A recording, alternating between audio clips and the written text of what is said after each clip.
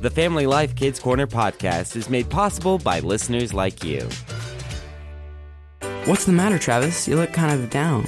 Yeah, have you ever wanted a cooler name, Joel? No, I'm pretty happy with Joel. It has that manly ring to it. Why? Do you want to be called something else? I don't know. Travatron Exalty 5000, perhaps. You gotta stop watching those Japanese cartoons, Trav. You're probably right. Maybe some Kids Corner will help. Come along, darling, you are falling behind. But another one there. How extraordinary. Really, William, it's as if you've never seen an airship before in your life. Does this seem to be a problem? No problem whatsoever. I am just in awe of the engineering marvels you have produced. And if we do not keep close to Miss Jasmine here, you may very well be thrown out of here. It's not a problem, Lady Olivia. Most first-time visitors to Limburg's Flying Emporium have this kind of reaction. Would you like a spyglass, sir? Oh, many thanks. We're going to be late for our train if we dawdle for much longer. We've only just arrived, darling.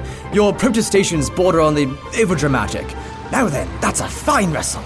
2 envelopes, I see. Ah, yes, you have a discerning eye, my good sir. The kipper is one of our experimental models. The kipper? Isn't that a kind of fish? What on earth would make someone think that's a good name? Fish don't fly.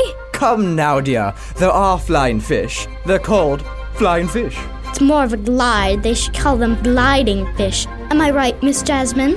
I have precious little experience naming things, Lady Olivia. Fish, airship, or otherwise.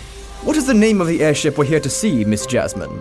Ah, yes. As it turns out, your new airship has not been named yet. That honor is reserved for you. Ooh, how marvelous. I had better start coming up with names. As long as it isn't a fish. How about the dolphin? Technically not a fish. How about we wait to see what it looks like before we start naming it after sea life? Very well. Where is this new acquisition of ours? It should be on the stock. I'll go call the main office. There might have been a mix-up. And what are we supposed to do in the meantime? You can listen to a phonograph. A what? It's the newest of recording technology. To start it up, wind the crank. Like this?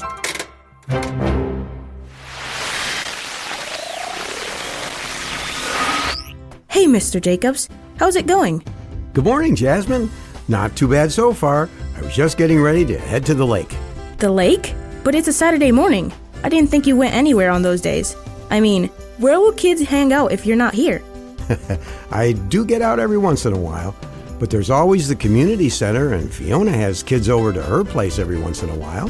Not the same. Well, never fear, Jasmine. I've got to inspect the boat before I go. That'll take at least an hour. Boat? What boat? My boat? The one outside next to the garage? That's your boat? Hey, Mr. Jacobs.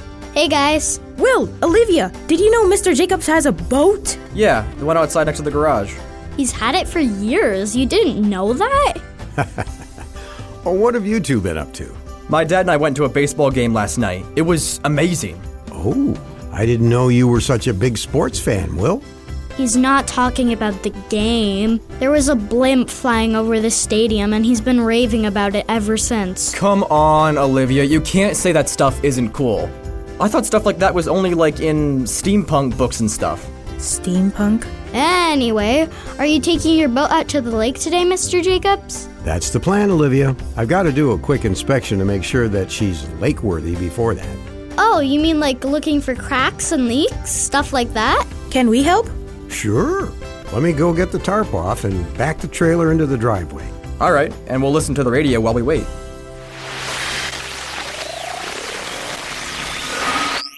How about it, kids? See any cracks or damage? Nothing over here. One of the numbers over here is peeling off. Is that important? Ooh, good catch, Jasmine. I'll have to get some glue and get that reattached. Is that like a license plate number or something? More or less, Will. To put a boat on the lake, I had to register it. And that registration has a number. And the law says I have to have this number out so it can be identified. So it's kind of like a name tag for a boat? Pretty much, Olivia. So your boat's name is FLN9279083? I suppose. Is that a problem? It's just a pretty lame name for a boat, is all I'm saying. What would you name a boat? There are lots of good names for boats. The Minnow, the Bismarck, the Titanic. She has a point. There are a lot better options for boat names than a string of letters and numbers. True, and though I can't change the registration numbers, if you kids want to come up with a name for her that you think fits, be my guest. I'm going to put some gas in the motor. Okay, guys, we need to come up with something good. It can't be something like a fish that sits in the bottom of the sea, like a flounder or something. Okay, what about something like the USS George Washington? I don't know. What? You don't think George Washington is good enough? It's just that it might be too good of a name for a little motorboat like this. That's what you would call a battleship or something. Right, it can't be too good of a name. But is there such thing as too good of a name? What do you think, Mr. Jacobs? About what? We're just discussing what makes a name a good one. Yeah, and whether or not a name can be too good. I see. I suppose it's possible to have a name for something that might be a little too fancy for what it is. But at the same time, a good name is one that makes you think of good things when you hear it. Right, but what about the Bible? What does it have to say about good names? Ah, now that's a subject that I know I have a drama script about. Shall I get it? Yeah! Great.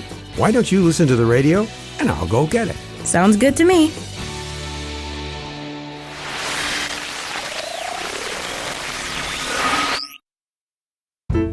And now, from the garage of Lionel Jacobs comes the magnificent drama, The Two Bandits, an adapted biblical proverb about reputations. Once upon a time, in the mythical deserts, there were two bandits named Ali and Baba.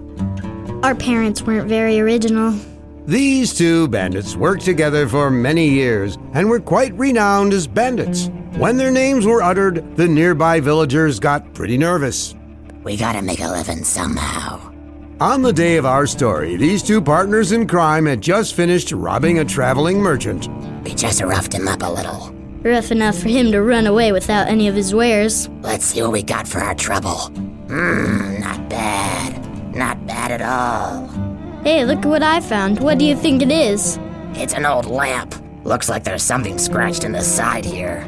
Ugh, that'll take a chunk off the resale value. Here, why don't you rub it with this rag, see if it wipes off.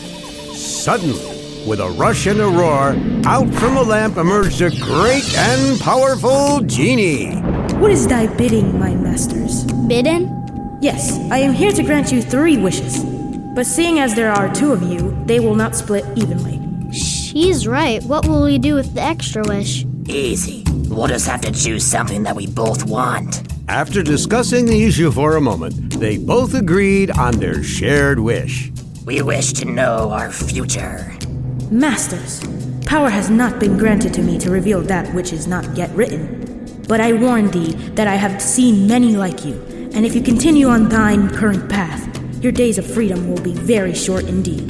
This news frightened the bandits, and they both pondered how they would each spend their one wish to avoid this dark end. I have decided on my wish, Genie. I wish to have mountains of treasure. That way I will no longer have to steal to eat, and I can live in luxury. Very well, Master. All at once, Baba found himself the owner of 100 treasure houses, palaces and wealth beyond compare. He was a Shah of unparalleled wealth, instantly. I will never go hungry again. This is wonderful. And what of you? You know, I think I would like to wish for a good reputation and be known as the best of friends. That way I can live in peace and harmony with my fellow man. A very wise and insightful wish. It is done. Farewell, my masters.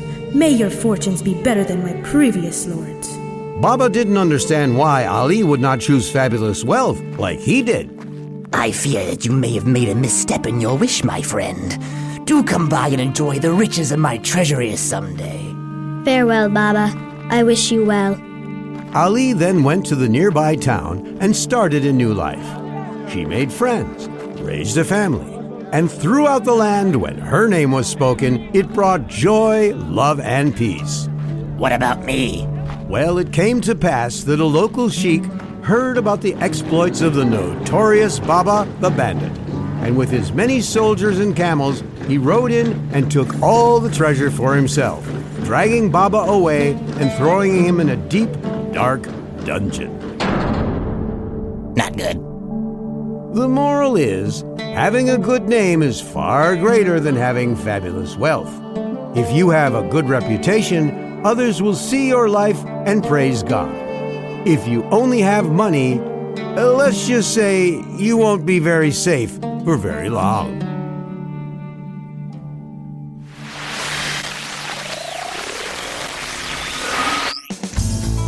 Still thinking about what to name the boat, kids? Actually, we've been thinking about the drama script about the two robbers. Bandits. Whatever. Oh, did it not make sense? It did, but what did it have to do with names? Yeah, your boat doesn't have a good or bad reputation, so yeah, not seeing the connection here. I guess it's a little bit of a stretch. But in verses like Proverbs 22:1, the Bible uses the phrase, a good name, to mean a good reputation.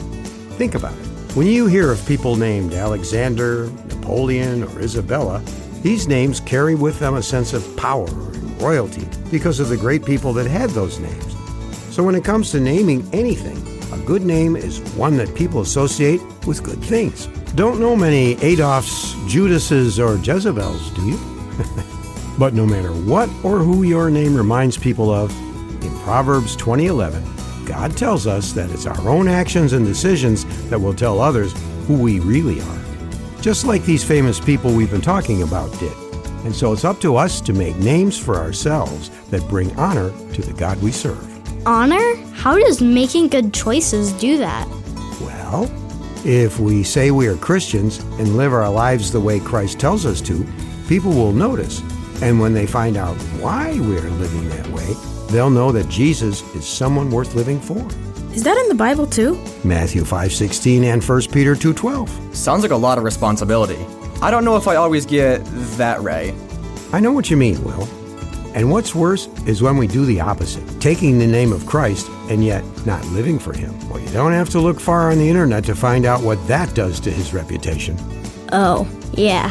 So, what can we do to make sure that doesn't happen? Well, there's a lot of answers to that question, depending on what you're faced with.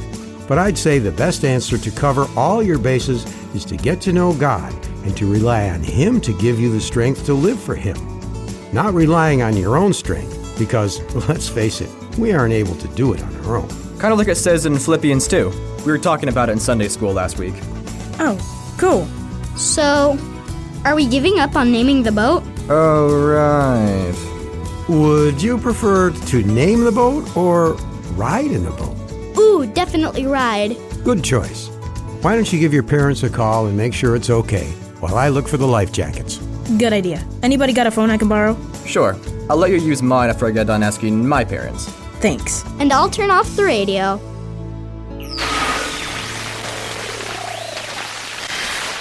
Thanks for listening to the Kids Corner podcast. If you had fun listening, be sure to share it with your friends. And don't forget to hit that subscribe button so you can join us every week. The Kids Corner and other Family Life podcasts are made possible by your financial support. Learn more at familylife.org.